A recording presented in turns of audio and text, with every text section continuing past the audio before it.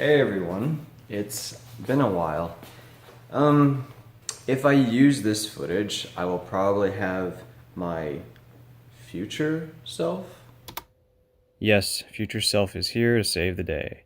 I mostly ramble after this, but basically I'm talking about being in the market for an SUV because I had recently got interested in a new automotive experience. Everything I was looking at or was interested in had way too many miles or was just beat to hell, but I finally stumbled upon something that fit most of my criteria, and I never thought it would bring me back to this manufacturer. Funny thing about all this is, I already owned one of these. You can't just walk away, can you? But for now, let's take a walk around the car and we can see what we got. Alright guys, here it is.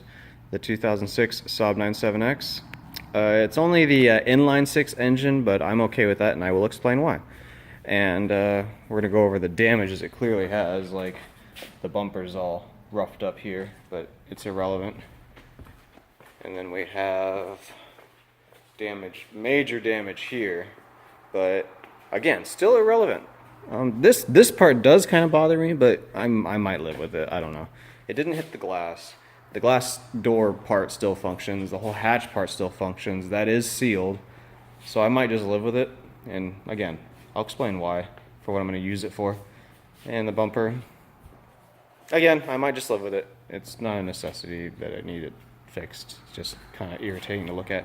I don't know what happened here. That is supposed to be white. That's like a different white than the white. So I think they scraped something hard and then they just had white paint laying around. Like, hey, maybe this will mask it, and just, yeah, that didn't work out. But I still don't care. And here's another major part right here.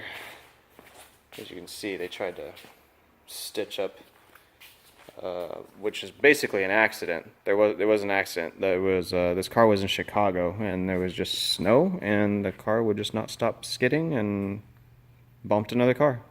It is what it is. Bummer. Headlight's good. I'm wondering if you replaced it or if it just lucked out.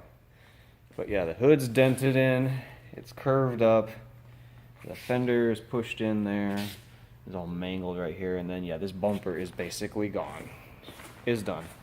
The bumper I kind of have to work with, but again, a lot of this doesn't matter. And again, I will explain why later. It did come with new tires, which is cool, but they're going to be coming off, so I guess not that cool. So it's in rough shape, but it is clean inside. Clean. Like super clean.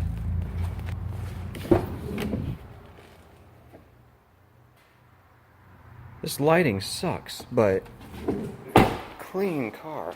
Oh, yeah, the hatch does work just fine. There's some stuff back here, but yeah. Awesome. But I'll show you the main reason, the key, selling reason why I bought this car. Shoot, I don't have my keys on me. Grab them. No cuts. I will show you the main reason why we got this vehicle. Okay, I'm trying not to put my hand over the mic of the car. All right.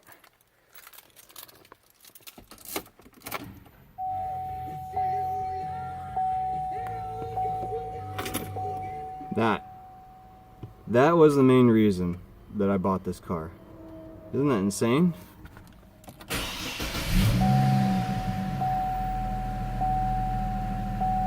It runs perfect.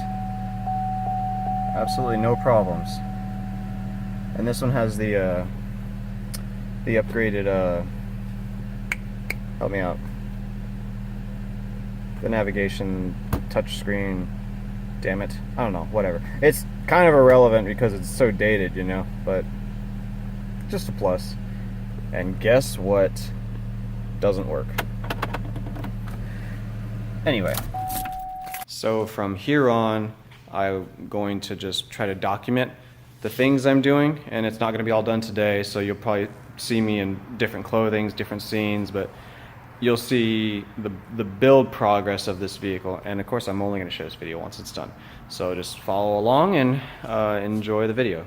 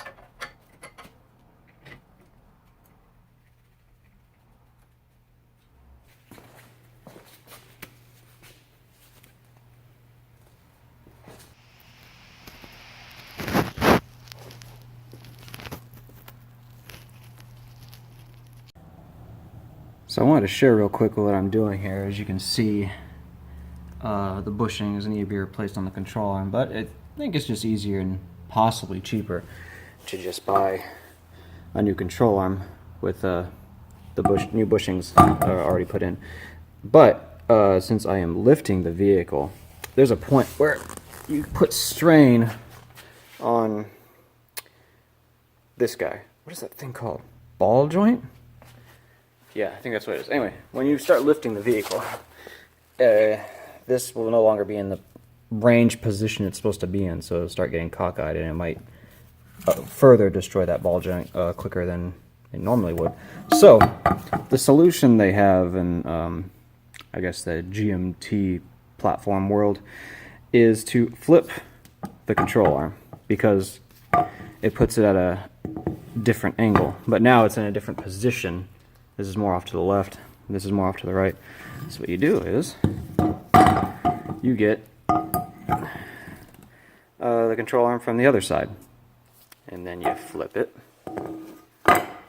and you put it in its place. So now, it'll be at a different angle. See, this is more like straight up versus this one, and that'll relieve the extra stress put on that ball joint from lifting the vehicle.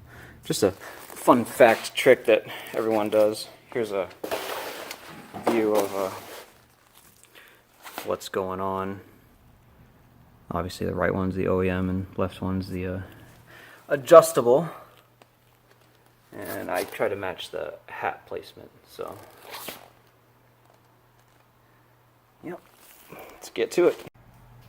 Well, there it is, all assembled. Flipped control arm, bolts in nicely.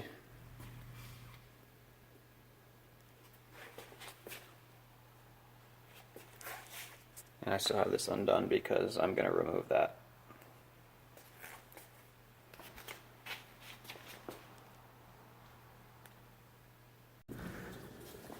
So I forgot to record this, sorry.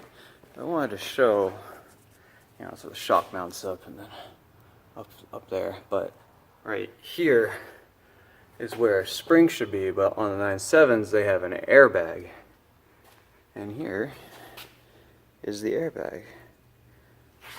I see a lot of people when they swap for the coil springs, they just cut this and cut the hose on top and send it.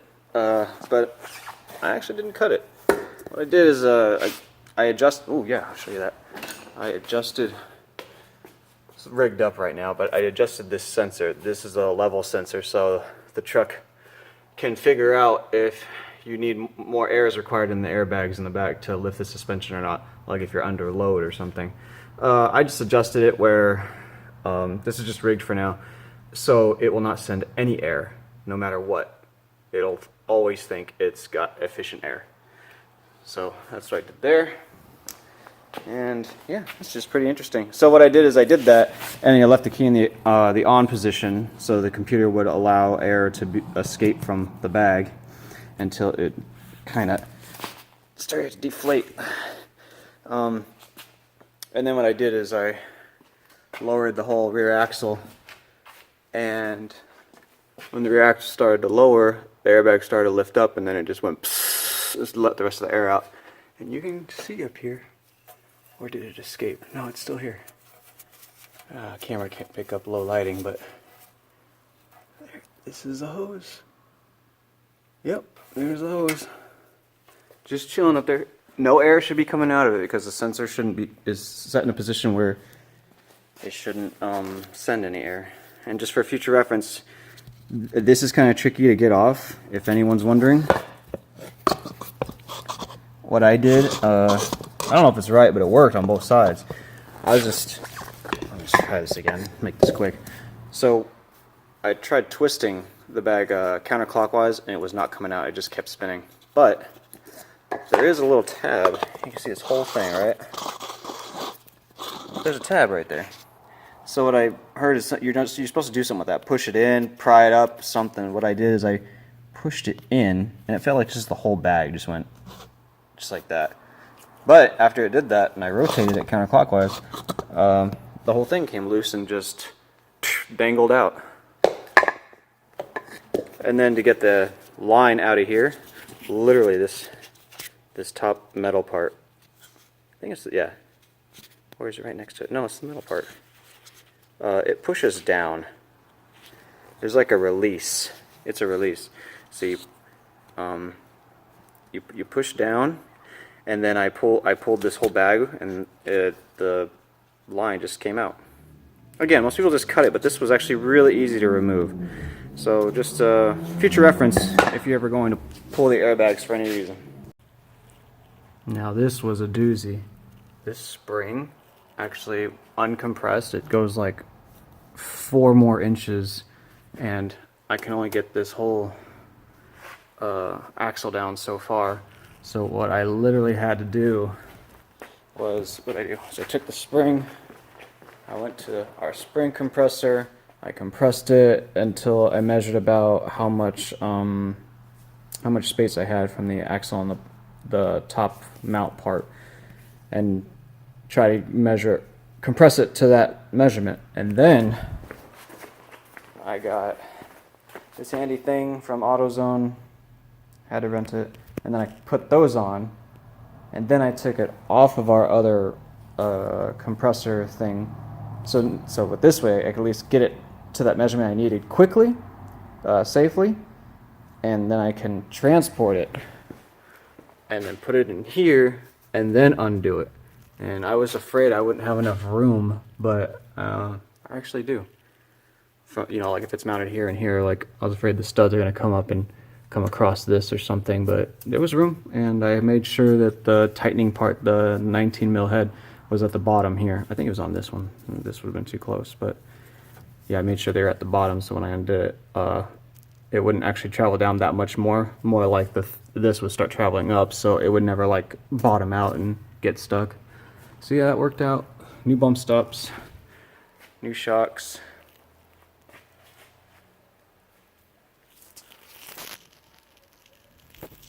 It is under its own weight. It's crazy. Looks funny.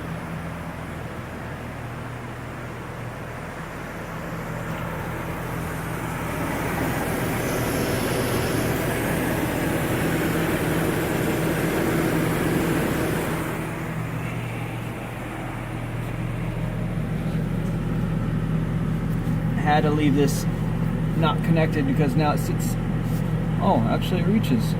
It's reaching, but that's it. It's snug. If there's any travel, the thing is gonna rip off. So I'll just leave it hanging for now.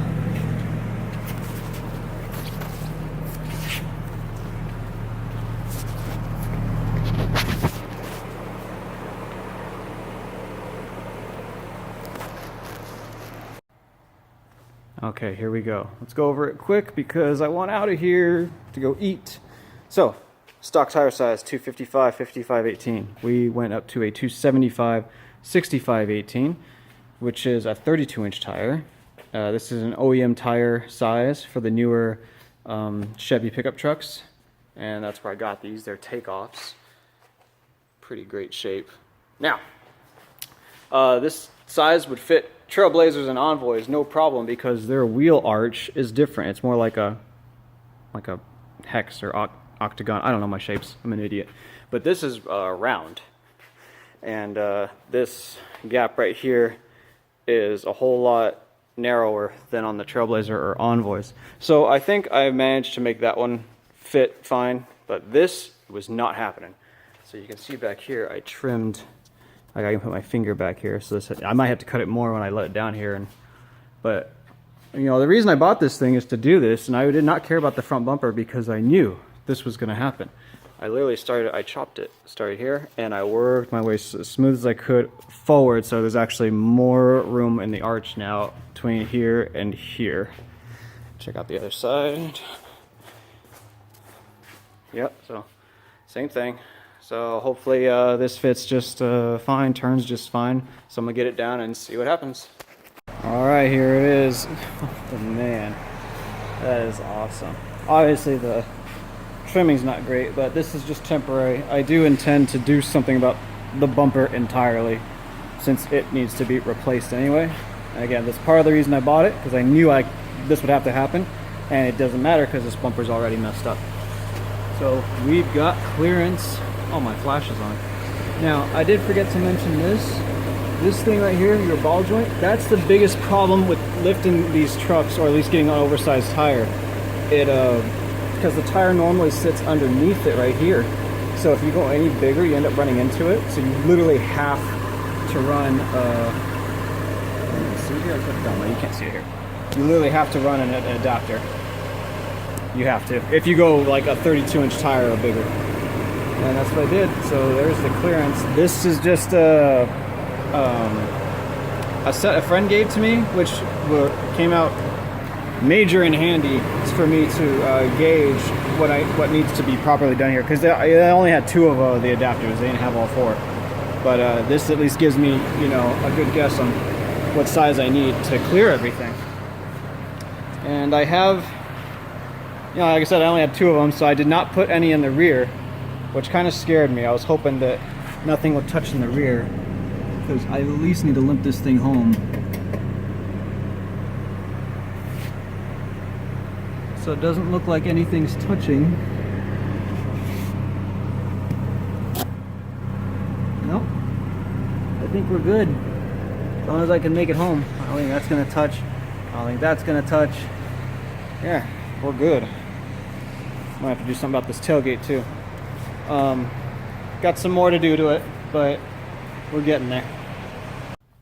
So I thought maybe I should record this real quick. So when you lift a vehicle or even lower a vehicle, the diff or rear axle, this whole assembly, it's controlled by panhard bars. It's for how the suspension geometry works when it, you know, bounces up and down and flexes, and where this position goes. And when lifting the vehicle, you know what? I honestly can't remember this whole assembly. When it bounces or flexes driving, it literally shifts to the left, I think. To the right, I can't remember, but it's not centered after lifting it this much. So what some people found is to relocate this, and what you have to do is drop it further down so that this will sit in the correct position it's supposed to be in. So we got right here a new bracket made for it. Panhard bracket, lowering bracket. And just to show you guys also, in order to make this flex lower, I had to cut this, which is like the spare tire positioner, I guess you could say. So see this? So it keeps it like inside. Well, here, see if I can show it. See, I had to chop that, otherwise it wouldn't flex down. So just something to show. Now I'll show again when I put the assembly together. This is all mounted up. So again, the idea is this assembly was right here, and to drop it here, this and this is supposed to actually center this drive shaft and whole axle center to the vehicle more, because when you lift it, the geometry of this stuff makes it like when the body flexes, it makes it want to go like that. Or I can't remember, like this. I can't remember when it flexes, but lowering this position, it helps maintain in the center. So that's what that's for. So I thought I'd share this really quick. My new adapters came in. It's called an adapter because it has studs on it. If it didn't have this, then it basically is called a spacer. Just so you know the difference. It goes to the same bolt pattern. Some people are probably going to ask me why I didn't just get wheels that would put the position it needs to be in, but it's because of 2 reasons. One is the weird bolt pattern that these trucks have. Doesn't fit any other vehicle, also being an M12 instead of an M14. It's like more of a car stud. And secondly, there's no wheel I could find that had a low enough offset or enough back spacing to clear this guy. The closest wheels I could find that would fit, which were at a really great price but didn't look great, I still would have had to use like a 5mm spacer. And I was like, okay, well, if I have to use any at all, I'm just going to keep what I have, because I like how these look, and use this. Now, This piece right here hanging over, this is called like the hub.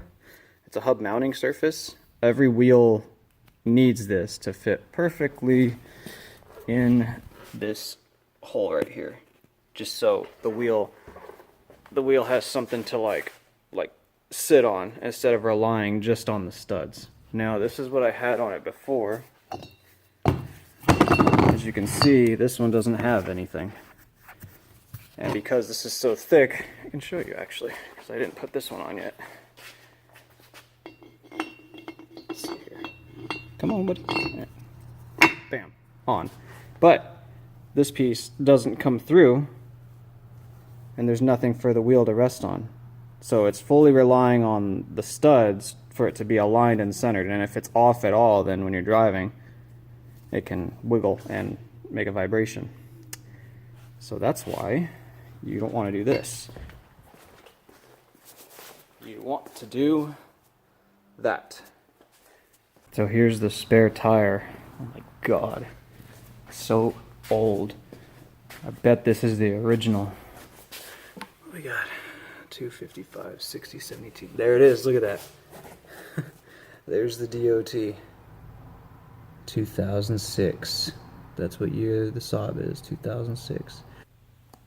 Let's see if this thing still has any air.